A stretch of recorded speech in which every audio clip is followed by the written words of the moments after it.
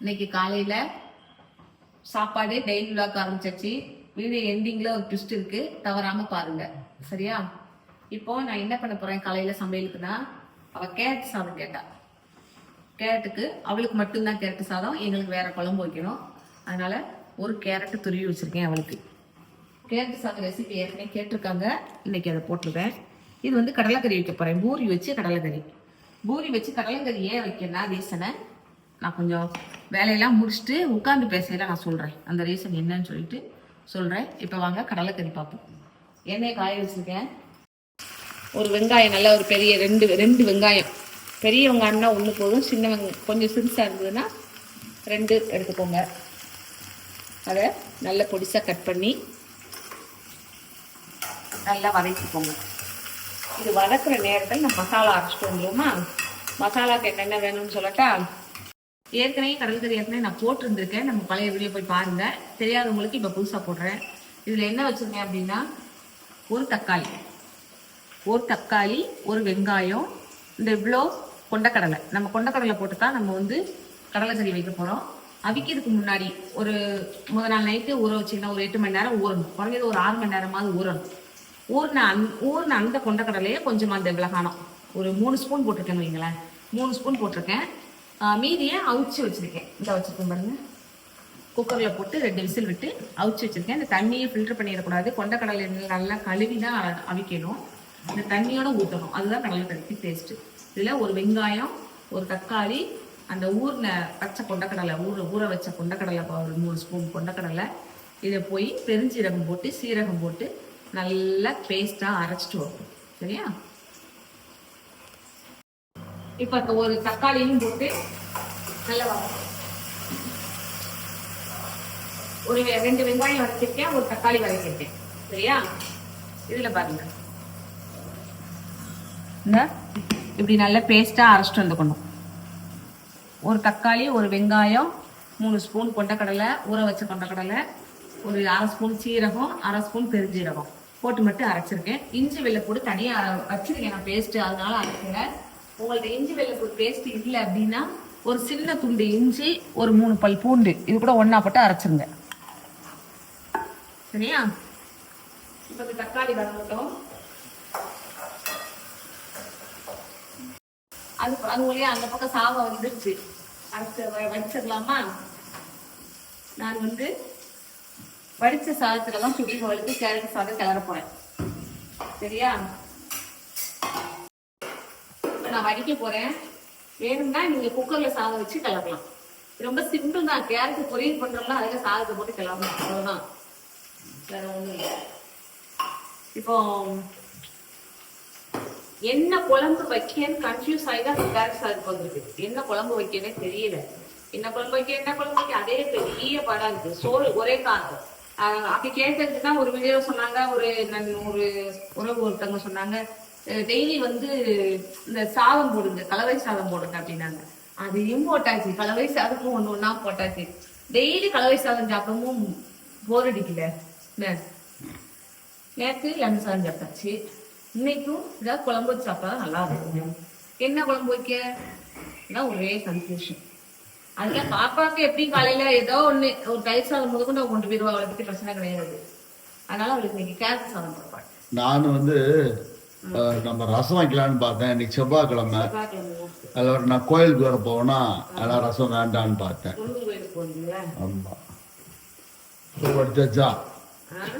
சோறு வடிச்சாச்சா? வச்சிருக்கேன் வடிக்கு. அதுக்குள்ளே நம்ம இந்த மசாலாவை பார்த்துக்கணும். கடலைக்கறியா? கடலைக்கறி இல்லை, ஒரு 1/4 ஸ்பூன் மஞ்சள் தூள்.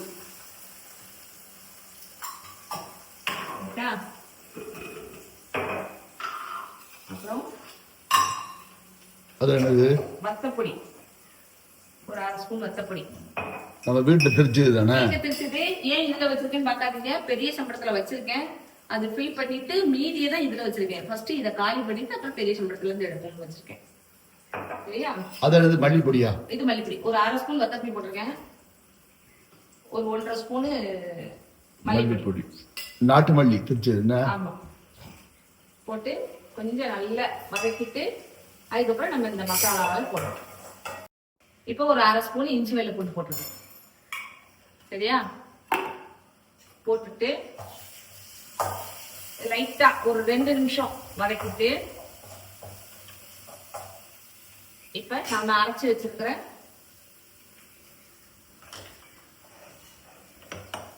இந்த மசாலாவை போடும். ரொம்ப சிம்பிள் தான். என்ன கையை கழுவி கிடக்குன்னா கழுவக்கூடாது. இதையும் ஒரு 2 நிமிஷம் வதக்குங்க போதும். ரொம்ப எல்லாம் சுருளெல்லாம் வதங்கணும் அப்படிலாம் அவசியம் கிடையாது. அந்த மசால் வடை லைட்டாக போகணும், அவ்வளோதான். நம்ம கொதிக்கும் போதே மசால் வடை நல்லா போயிடும். இதை நல்லா வதக்கி விட்டுட்டு அந்த கொண்டக்கடலையை இப்போ இதை இப்படி வதக்கி விட்டுட்டோமா, இந்த கொண்டக்கடலையை தண்ணியோட அதில் மிக்ஸ் பண்ணிடும்.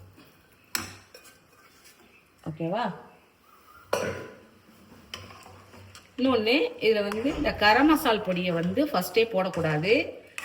ஒரு பாதி இது கொதிச்சதுக்கு அப்புறம் கரம் மசால் பொடி போடும். சரியா? இது நல்லா கொதிச்சு வரட்டும். அது மொழி நம்ம இதை தூக்கி அந்த இடத்துல மாற்றிட்டு கேரட் சாதம் இதில் ரெடி பண்ணிடுவோமா? பண்ணிடுவோம். நல்லா இப்போ பாதி கொதிச்சிருச்சு. இதில் ஒரு 1/2 ஸ்பூன் கரம் மசாலா பொடி ரைட்டா போட்டுட்டு நல்லா கிண்டி விட்டுருங்க. இன்னும் கொஞ்சம் கொதிக்கணும், மசால் வாடெல்லாம் போகணும். இப்போ நாம் வந்து இதை அந்த அடுப்புக்கு மாற்றிட்டு இதில் கேரட் சாதம் பார்ப்போம். சரியா? இப்போ இதை ஒரு வானொலி இதில் நல்லா சூடாக்கிட்டு எண்ணெய் விடுங்க. எண்ணெய் வந்து தேங்காய் எண்ணெய் விட்டால் நல்லா இருக்கும். தேங்காய் எண்ணெய் கொஞ்சம் தான் இருக்குது. தேங்காய் லிட்டரு 500 ரூபா பார்த்து யூஸ் பண்ணுங்க. இது அவளுக்கு மட்டும்தானே, பாப்பாவுக்கு மட்டும்தானே. அன்னைக்கு 1 லிட்டர் வேணும் தானே, என்ன காலியா காணும். அது என்ன காய்ச்சிருக்கும்ல, 100 பாக்கெட் உடச்சு விடல இல்ல, நல்லா உடச்சு விட்டாச்சு. என்னடா இது அதிசயமா இருக்கு. எண்ணெய் வந்து காய்ச்சிருக்கல, தலைக்கு ஹேர் ஆயில் எண்ணெய் காய்ச்சிருக்கோம்ல பொடியெல்லாம் போட்டு. ஆமா. இப்போ இந்த எண்ணெய் சூடான எண்ணெய் கொஞ்சம் கடுகு உளுந்த பருப்பு, ஒரு கேரட் நறுக்கி, ஒரு வெங்காயம் நறுக்கி வச்சிருக்கேன். இங்க பூரியை போட்டுட்டா அதுக்குள்ளேயும் எண்ணெய் நல்லா காஞ்சிட்டு. ஒரே கல்ல எத்தனை மாங்காங்க? 4 மாங்காய் அடிக்கலாம் அதுல. என்ன 4 அடுப்பு, 4 பர்னரு. பூரி சோளா பூரி மாதிரி வருது, பெரிய பூரியா? சின்னதுதான், பெரிய சட்டியில போடல, சின்ன சட்டியில தான் போட்டு. நீ காவியாக்கு என்னென்ன அப்புறம்? கடலைக்கறி, பூரி, அப்புறம் கேரட் சாதம். நமக்கு நம்மளுக்கு தான் என்ன வைக்கணும்னு தெரியல. என்ன வைக்கலாம் சொல்லுங்க. இந்த கடலைக்கறியை வச்சு சாப்பிடுவோம். இதை வச்சு சாப்பிடுவீங்க. உனக்கு தயிர் இருக்கு, நான் தயிர் வச்சு சாப்பிடுவேன். இப்படித்தான் எங்களுடைய குழம்பு வாழ்க்கை போகுது, சாப்பாட்டு வாழ்க்கை. என்ன? ஆமா, என்ன செய்ய, டெய்லி வந்து போட்டு மண்டையை போட்டு குழப்ப வேண்டியிருக்கு. சிம்பிளாவே போய்கிட்டு இருக்கு. ஒரு நாள் நல்லா சாப்பிடுவோம், ஊடையில ஒரு வாரம் சிம்பிளா சாப்பிட்டுக்கிடுவோம். பூரி நல்ல பெரிய பூரி, நல்ல உப்பி வருதா? கோதுமை தானே, ஃபுல் அண்ட் ஃபுல்னா ரேஷன் கோதுமை மட்டும் கோயில். இது உப்பி வர காரணம் என்ன தெரியுமா? நேற்று ஃப்ரிட்ஜில் வச்சுட்டேன். அது வச்சா நல்லா வந்துருமா? மாவு வந்து பூரி மாவு, சப்பாத்தி மாவு முதல் நாள் பிணைஞ்சு ஃப்ரிட்ஜில் வச்சு, அதாவது ஒரு 2 மணி நேரம் வெளியில வச்சுட்டு அதுக்கப்புறம் ஃப்ரிட்ஜுக்குள்ள பிணைஞ்சு வெளியில வச்சிடணும் 2 மணி நேரம். அப்புறம் ஃப்ரிட்ஜுக்குள்ள வச்சுட்டு 1 மணி நேரம் கழிச்சு எடுத்து போட்டு பாருங்க, சப்பாத்தியும் பூரியும் சூப்பரா இருக்கும், சாஃப்டாவும் இருக்கும். ஆமா, இந்த ஒரு பூரி இருக்கு, அது மட்டும் போட்டுட்டோம்னா இந்த அடுப்பு அமுத்திடலாம். இந்த கடையில இப்படித்தாம்மா பூரிய வந்து இப்படி பெருசா அப்படியே அடுக்கி இந்த கண்ணாடி கூண்டு மாதிரி போட்டு வச்சிருப்பாங்க கிராமங்கள்ல. ஆமா, இப்போ டவுன்ல வைக்காங்க, ஏன்னா பஜார்ல இருக்கனால தூசி வரும் அப்படின்ட்டு அப்படி வச்சிருப்பாங்க. அதே மாதிரிதான் இருக்கு பூரி, நம்ம வீட்டு பூரி கண்ணாடி சைஸ் மாதிரி. ஆமா, போட்டு அதுக்குள்ள பூரி அடுக்கி வச்சிருவாங்க, வடையும் அதுக்குள்ள போட்டு வைப்பாங்க. இப்ப என்ன காஞ்சிச்சு, இதுல கொஞ்சமா கடுகு உளுந்த பருப்பு. சரியா? கேரட் சாதத்துக்கா? ஆமா, போட்டுட்டு இந்த நறுக்கி வச்சிருக்கிற ஒரு வெங்காயம் இருக்கு இல்லையா, இந்த வெங்காயத்தை இதுல போட்டணும். ஒரே ஒரு வெங்காயம் தானா? வெங்காயம் போட்டு கேரட்டை போடணுமா? கேரட் இந்த நம்ம வச்சுக்க சாதத்தை போட்டு கிடையிற வேண்டியதான். ரொம்ப சிம்பிள் தான் இது. நம்ம இவங்க எல்லாம் பேச்சுலர்ஸ் எல்லாம் பண்ணி சாப்பிடுறதுக்கு சூப்பரா இருக்கும். இது கூட ஏதாவது சைடிஷ் ஏதாவது வடை வாங்கி வச்சு சாப்பிட்டுக்கலாம். அவசரமா வேலைக்கு போறவங்க எல்லாம் பேக் பண்றதுக்கு ரொம்ப ஈஸி. இந்த மாதிரி வெங்காயத்தை வதக்கிட்டு லேசா வரைக்கும் ரொம்ப வரணும்ல, ஏன்னா கேரட் கூட புரியத்தான் போகுது, வேகத்தான் போகுது.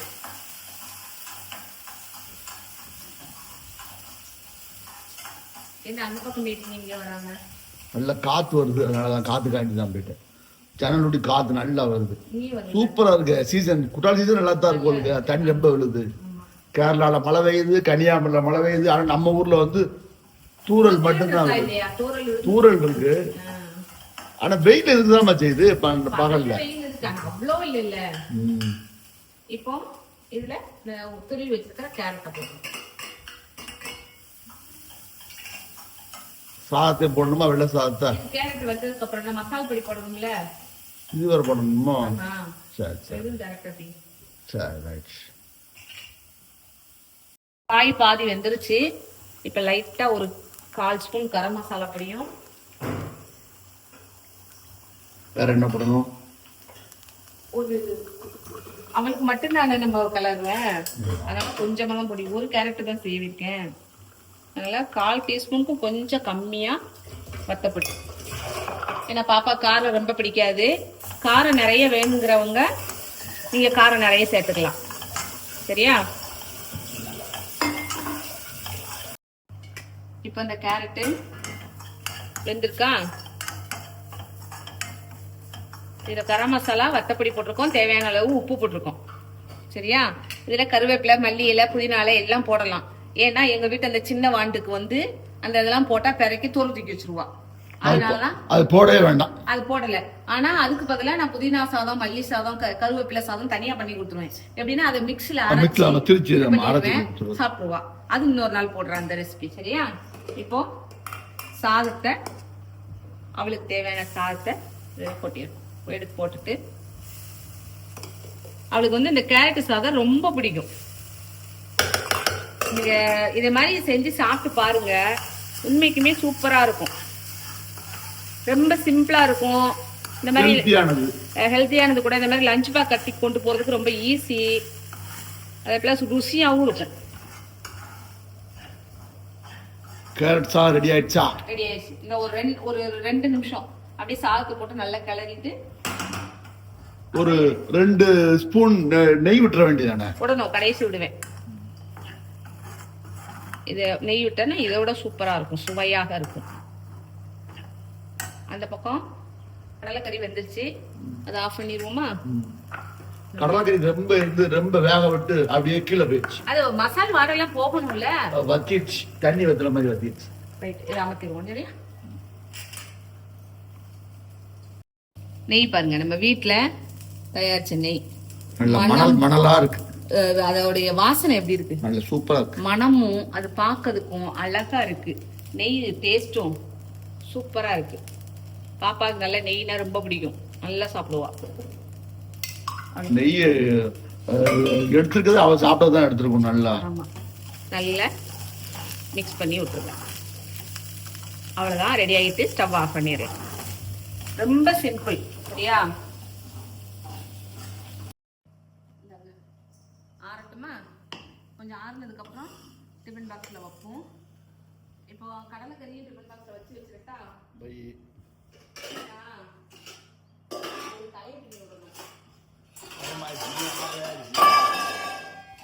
மெதுவா மணி 6 ஆயிடுச்சு. தள்ளி விட்டுட்டேன் நானே.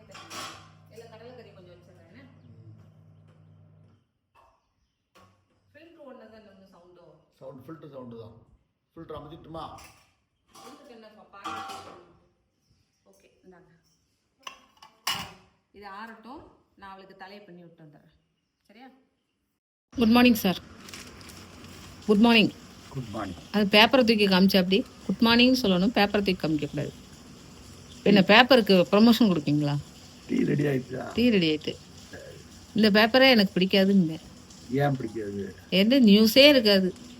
இதில் தான் வந்து குற்றாலம், இந்த பாவனாசம் இதெல்லாம் போட்டிருப்பாங்க. அதுக்காண்டி நீங்கள் பார்க்க, அதுவும் எப்படின்னா கலர் போட்டோவோட போட்டிருப்பாங்க. அதனால எனக்கு பிடிக்கும். அது டிவியில தான் பார்க்கீங்கல்ல, இருந்தாலும் இதில் பார்த்தேன். செல்லில் அடித்தாதான் வந்துருமே. காரையாறு பெருந்தேன கோயில் ஆடி அமாவாசை இது ஏற்பாடு ரொம்ப இதாக. ஆமா, சூப்பரா நடக்கும். நம்மளால போக முடியல, போக முடிஞ்சா நல்ல வீடியோ எடுத்து போடலாம். கூட்டம் கடுமையாக இருக்கும். கூட்டம் செம கூட்டம். நான்லாம் போய் நான் சிறு பிள்ளையிலலாம் நான் போய் 3 நாள் 4 நாள் அங்கே தங்கி இருந்திருக்கோம். அப்போ வந்து டென்ட் டென்ட் மாதிரி போட்டு அதுல இன்னொரு அதிசயத்தை பத்தியா, அந்த கோயில்ல வந்து மித்த நேரம் வந்து நம்ம காட்டுக்குள்ள போய் தங்கினா பயமா இருக்கும். அந்த அந்த பயமே இருக்காது. இந்த ஆடி அமாவாசை அப்போ அந்த காட்டுக்குள்ள எந்த நாளும் போய் தங்க அது எத்தனை கிலோமீட்டருக்கு அந்த பக்கம் வரைக்கும் போட்டு டென்ட் போட்டு உட்காருவாங்க தெரியுமா? இல்ல எந்த ஒரு ஒரு வண்டு கடிக்கோ, ஒரு விச ஜந்துக்கள் எதுவும் கடிக்காது, மிருகங்கள் வந்து தாக்காது. அந்த நேரத்துல இந்நேரம் வரைக்கும் மிருகங்களும் விச ஜந்துக்களும் கடிச்சு அந்த மிருகங்கள் தாக்கி ஒரு அசம்பாவிதம் நடந்ததா நான் கேள்விப்பட்டதில்லை. நானும் கேள்விப்படல. நானும் பிறந்து இத்தனை வருஷம் ஆச்சு, 45 வருஷம் ஆச்சு. நான் கேள்விப்பட்டதும் இல்லை, பார்த்ததும் இல்லை. எங்க பெரியவங்க மூத்தவர்கள் தாத்தா பாட்டி சொல்லியும் நான் கேட்டதில்லை. அவங்களும் இல்லைன்னு தான் சொல்லியிருக்காங்க. இப்படி எதுவுமே நடந்ததில்லைன்னு தான் சொல்லியிருக்காங்க. அது வந்து அந்த சாமியோட பவர் உண்மைக்குமே. அந்த நாள் மட்டும் அந்த ஆடி அமாவாசை ஒரு எனக்கு அப்பா வீட்டு குலதெய்வம் அதானே. சங்கிலி பூத்தர் இருக்காரு. டீ இப்படி உட்கார்ந்து குடிச்சு எத்தனை நாள் ஆச்சு? இயற்கை காற்றோட எனக்கு இப்படி உட்கார்ந்து குடிக்கதான் பிடிக்கும்னு சொல்லியிருக்கேன். ஆனா அது சொன்ன நாள்ல இருந்து குடிக்க முடியல. சாரல் அடிப்பது, சாரல் அடிக்கி அது சவுண்ட் வந்து அது தண்ணி நினைக்கிற சவுண்டு. அது இல்ல, நான் கூட மழை பெய்தாக்குன்னு நினைச்சு ஓடியான்னு பார்த்தேன். ஆனா சாரல் அடிக்கும். குற்றால சாரல் அடிப்பேன். அந்த சீப்பு தெரியும், அந்த பக்கம் தெரியும் சாரல். சரி, நீ ஒரு கொஞ்ச நேரம் மாவடி இல்ல அந்த கோயிலை பத்தி சொல்லிக்கிட்டு இருந்தேன்ல, அங்க வந்து சங்கிலி பூத்தார் தான் நம்ம குலதெய்வம். சின்ன பிள்ளைல எல்லாம் போவோம். நான் பிறக்கிறதுக்கு முன்னாடி எல்லாம் மாட்டு வண்டி கட்டி போவாங்க, லாரி தான் போவோம். போயிட்டு டென்ட், இந்த தார்பாய் இருக்கா, தார்பாய் வச்சு கம்பு வச்சு டென்ட் கட்டி அது உள்ளதான் இருக்கு சாப்பாடு. அங்கேயே சாப்பிடுறது. அதாவது ஒரு வாரத்துக்கு முன்னாடியே போய் இடம் பிடிச்சு போட்டுருவாங்க. போட்டு இது பண்ணிட்டு அதுல ஒரு கண்டிஷன் என்ன தெரியுமா, அந்த டென்ட் போட்டிருக்காங்க அப்படின்னா அந்த டென்ட் ஒரு வாரத்துக்கு முன்னாடி அந்த இடத்துல கம்பு ஊனிட்டு வந்துருவாங்க. 2 கம்பை வச்சு ஒரு தார்பாய் சுத்தி வச்சுட்டு வந்துருவாங்க, சும்மா சிம்பிளா. அதுல யாரும் அடுத்தால் போக மாட்டாங்க. சில இடங்கள்ல எல்லாம் இந்த சிட்டில எல்லாம் என்ன பண்ணுவாங்கன்னா அதை தள்ளி விட்டுட்டு ஆள் இல்லைன்னா அவங்ககிட்ட தள்ளி விட்டு உட்காந்துருந்தாங்களா, அது மாதிரி உட்கார மாட்டாங்க. சரி, இது வந்து பிடிச்சு போட்டாங்க அப்படின்னு ஒதுங்கிடுவாங்க. ஆள் இதுல அட்வான்ஸ் போட்டாங்க அப்படின்னு அடுத்த இடத்துக்கு போயிடுவாங்க. அதுதான் நாங்க வந்து ஸ்பெஷல். கூட்டம் கோயில்ல நல்லா இருக்கும் 3 நாள். இன்னைக்கு புதன், வியாழன், வெள்ளி, இந்த வர்ற புதன் நாளைக்கு 23, 24, 25 செம்ம கூட்டம் இருக்கும். ஆனா அதுக்கு முன்னாடியும் 2 நாள் முன்னாடி கூட்டம் 25. அந்த 3 நாள் ரொம்ப விசேஷமா இருக்கும். நம்ம குலதெய்வம் சங்கிலி போத்தாரு, அதனால குலதெய்வம் கோயிலுங்க. ஆனா சங்கிலி போத்தாரு வந்து அங்க ஆரம்ப நாள், அதுக்கு அதெல்லாம் பெரிய கதை சூப்பரா இருக்கும். நம்ம கோயிலுக்கு ஒரு நாள் போவோம், வீடியோ போடுவோம், கண்டிப்பா பாருங்க. ஏன்னா என் பிள்ளைங்க படிப்பு முடிஞ்சுட்டோம், படிப்பு முடிஞ்சதுக்கு அப்புறம் அங்க போகணும். அங்க வந்து ஒரு நேர்த்திக்கடன் இருக்கு அவருக்கு, அந்த நேர்த்திக்கடன் போடணும். சங்கிலி போத்தாருக்கு சைவ படப்பு போடணும். இல்ல, சக்தி வாய்ந்த தெய்வம். அதே போல நம்மளுக்கு வந்து ஒரு நான்லாம் ரொம்ப ஒரு மன கவலையில உட்காந்துட்டேன் அப்படின்னா அந்த தெய்வம் கண்டிப்பா எனக்கு ஏதோ ஒரு ரூபத்துல வந்து என்னை வந்து ஆறுதல் படுத்துற மாதிரி சொல்லும். அது எனக்கு நான் பிறந்ததுல இருந்தே நான் அதை அனுபவிச்சிருக்கேன். இப்ப ரொம்ப அனுபவிச்சிருக்கேன். அதாவது கல்யாணம் ஆகி வந்ததுக்கு அப்புறம் ரொம்ப அதை வந்து நான் அந்த சாமியோட பவரை வந்து புரிஞ்சிருக்கேன். போவோம், வீடியோ போடுவோம், பாருங்க. ஆடி அமாவாசை கும்பிடுறவங்க எல்லாருக்கும் சொல்லிக்கிறேன், நல்லா பார்த்து கூட்டத்துல பதனமா கவனமா கோயிலுக்கு போயிட்டு சாமி கும்பிட்டுட்டு வாங்க. குடும்பமான வரையில உள்ள காட்டுல சுத்தமா வச்சுக்கோங்க. கேரி பேக்கு, வாட்டர் கேன் இதெல்லாம் கண்ட இடத்துல போடாம அதை கொஞ்சம் சுத்தமா வச்சுக்கோங்க. ஏன்னா அங்கெல்லாம் மிருகங்கள் வந்து நிறைய இருக்கு. மிருகங்கள், அரிய வகை பறவைகள், அந்த மாதிரி எல்லாம் ஜீவராசிகள் நிறைய இருக்கு. அதுகளை நாம தான் பாதுகாக்கணும். நம்மளை நம்பிதான் அவங்க இருக்காங்க, பாதுகாக்கணும். அதனால கொஞ்சம் சேஃப்டியா போயிட்டு வாங்க. நீங்களும் ரொம்ப எல்லாம் காட்டுக்குள்ள அங்கெல்லாம் உள்ளுக்கெல்லாம் போக வேண்டாம். கவர்மெண்ட் சொல்ற ரூல்ஸ் படி நடந்துக்கோங்க. இப்போ நம்ம பூஜை ரூம்ல போட்டோ இருக்குல்ல? ஆமா, அவர் வச்சிருக்கல, சங்கிலி போத்தார் போட்டோ வச்சிருக்கல, போட்டோ. ஆமா இருக்கு. கோயில் நல்ல ஒரு உங்களுக்கு தெரிஞ்சிருக்கும், போறவங்களுக்கு தெரிஞ்சிருக்கும். மேபி தெரியாதவங்க யாருமே இருக்க மாட்டாங்க. சங்கிலி போத்தார் சொரிந்தையனார் கோயில் சங்கிலி போத்தார்னாலே அவ்வளவு ஃபேமஸ்.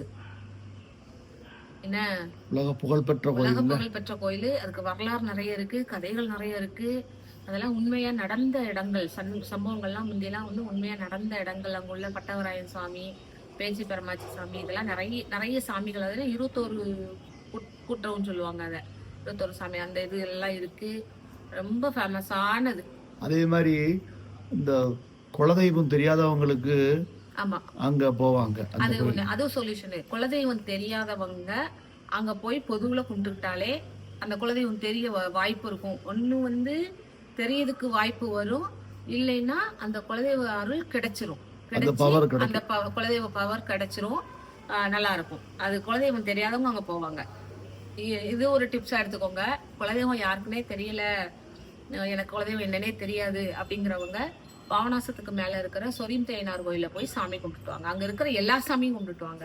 எல்லா சாமியும் கும்பிட்டாலே வந்து நம்ம குலதெய்வ அருள் தன்னால கிடைக்கும். அருளும் கிடைக்கும். தெரியாதவங்களுக்கு தெரியப்படுத்த வாய்ப்பு இருக்கு தொடர்ந்து நீங்க போகும்போது. இது ஒரு டிப்ஸ். சரியா? சரி, இப்போ வந்து நல்லா இருக்கும். எனக்கு அதை பேச பேச இன்னும் பேசணும் போல தோணுது, ஆசையா இருக்கு. நம்ம நேர்ல ஒரு நாள் கோயிலுக்கு போய், கூட்டமே இல்லாத நேரம், சாதாரண நேரம், பிள்ளைங்கள்லாம் வந்ததுக்கு அப்புறம் போய் நம்ம வீடியோ எடுத்து நம்ம போடுவோம். தெரிஞ்சவங்க எனக்கு கமெண்ட்ல சொல்லுங்க. அதே போல கோயிலுக்கு போறவங்களும் எனக்கு கமெண்ட்ல சொல்லுங்க, நாங்க போக போறோம் அப்படின்னு சொல்லிட்டு கமெண்ட்ல சொல்லுங்க. எனக்கு சேர்த்து சாமி கும்பிட்டுட்டு வாங்க. நான் டெய்லி அவரை கும்பிடுவேன் வீட்டுல, எனக்கு சேர்த்து கும்பிட்டுட்டு வாங்க கோயில்ல போய். இப்போ நாம கொஞ்ச நேரம் அப்படியே காத்தாட ஃப்ரீயா உட்காந்தாச்சு, சிலு சிலு காத்துல உட்காந்தாச்சு. குளிச்சுட்டு சாப்பிட்டுட்டு அதுக்கப்புறம் பார்ப்போம். வெளியில நல்லா உட்காந்தா இருந்தோம், ஜிலு ஜிலுன்னு காத்து வந்துச்சு. சரி, வேலைகளை பார்ப்போன்னு வந்தாச்சு. இப்ப நானும் குளிச்சுட்டு சாப்பிட்டுட்டு நான் இன்ஸ்டியூட் கிளப்பிடுவேன். அப்பாவும் குளிச்சுட்டு இன்னைக்கு சாப்பிட மாட்டாங்க, இன்னைக்கு செவ்வாய்க்கிழமை முருகன் கோயில் போவாங்க. அதனால ஒரு வாஷிங் மிஷின் ஓடிக்கிட்டு இருக்கு, கொஞ்சம் இடையில டிஸ்டர்பன்ஸா இருக்கும், தவிர்த்துக்கோங்க. அப்புறம் வந்து வாங்க எல்லோரும், இன்னைக்கு எங்க வீட்டுல கேரட் சாதம் காலையில அவளுக்கு கொடுத்துட்டேன். இப்ப அந்த கடலைக்கறியை வச்சு சாதம் சாப்பிட்டுக்கிறேன்ட்டாங்க அப்பா. ஏன்னா காலையில சாப்பாடுக்கு பதிலாக மதியம் வந்து அந்த 2 பூரியும் கொஞ்சம் சாதமும் சாப்பிட்டுக்கிறேன்ட்டாங்க. தயிர் இருக்கு, நானும் சாப்பிட்டுக்கிடுவேன். இன்னைக்கு நம்ம சாப்பாடு இவ்வளவுதான், சிம்பிள். காலையில பூரி கடலைக்கறி, எனக்கு நான் தான் சாப்பிட போறேன், அப்பா சாப்பிடல. மதியத்துக்கு இந்த சாதம் வச்சு ஏதாவது சிம்பிளா வச்சு ஊறுகாய் வச்சு சாப்பிட்டுக்கிடுவோம் இன்னைக்கு. நாளைக்கு வேற நல்லா பார்ப்போம். சரியா? எல்லோரும் எங்க வீட்டுக்கு சாப்பிட வாங்க. அப்புறம் மெயினா நான் சொன்னதை கவனிங்க. குலதெய்வம் தெரியாதவங்க பாவனாசத்துக்கு மேல, திருநெல்வேலி டிஸ்ட்ரிக்ட்ல இருக்கு, பாவனாசத்துக்கு மேல இருக்கிறது சொரிமுத்து ஐயனார் கோவில்னு இருக்கு. நிறைய பேர் கேள்விப்பட்டிருப்பீங்க. தெரியாதவங்களுக்கு சொல்றேன், சொரிமுத்து ஐயனார் கோவில்னு இருக்கு. பஸ் எனி டைம் பஸ் இருக்கு, அங்க நீங்க போகலாம். ஆனா சாயந்தரம் 6 மணிக்கு, மாலை 6 மணிக்கு மேல விட மாட்டாங்க. ஆனா இப்போ இந்த ஆடி அமாவாசை இது விடுவாங்க. ஏன்னா அங்க வந்து ஃபுல் அண்ட் ஃபுல் இப்பதான் திருவிழாவே, நல்லா கிராண்டா இருக்கும், நல்லா இருக்கும். குலதெய்வம் தெரியாதவங்க நீங்க அங்க போய் இருக்கிற எல்லா தெய்வத்தையும் நல்லா கும்பிட்டுட்டு வாங்க. என்ன உங்களால முடியுமோ, கற்பூரமோ இல்லைன்னா எண்ணெய் இல்லைன்னா திரி, இந்த மாதிரி ஏதாவது பூ பழம் வெத்தலை பாக்கு, என்ன மெயின் வந்து அந்த சாமிக்கு பிடிச்சது வந்து வடமாலை. உளுந்த வடை வந்து, உளுந்த வடை எப்படி சுடுவாங்கன்னா மிளகு மட்டும் போட்டு ஆட்டுவாங்க, வெங்காயம் உப்பு எல்லாம் போட மாட்டாங்க. மிளகு மட்டும் போட்டு உளுந்தாட்டி இந்த குட்டி குட்டி வடையா சணல்ல கோர்த்து சாமிக்கு சாத்தி நம்மளுக்கு கொடுப்பாங்க. அந்த வடை எத்தனை நாள் வச்சிருந்தாலும் ஒண்ணுமே செய்யாது, உப்பு இல்லாம இருந்தாலும் சூப்பரா இருக்கும். அதுதான் அங்க வந்து வடமாலை தான் ஸ்பெஷல். அதே மாதிரி சங்கிலி ரொம்ப கடம், சங்கிலி போத்தா இருக்கிறதுனால சங்கிலி எடுத்து ஆடுறது, அந்த சாமி ஆடுறவங்க எல்லாம் மேல அடிச்சுக்குவாங்க. எங்க அப்பா அப்படிதான் அடிச்சு ஆடுவாங்க, எங்க தாத்தா அடிச்சு ஆடுவாங்க, அப்புறம் எங்க அப்பா. அது ஒரு ஸ்பெஷலு. அப்புறம் வந்து இந்த பட்டவராயன் சாமின்னு இருக்கு, காவல் தெய்வம். அதுக்கு வந்து செருப்பு ஸ்பெஷல்.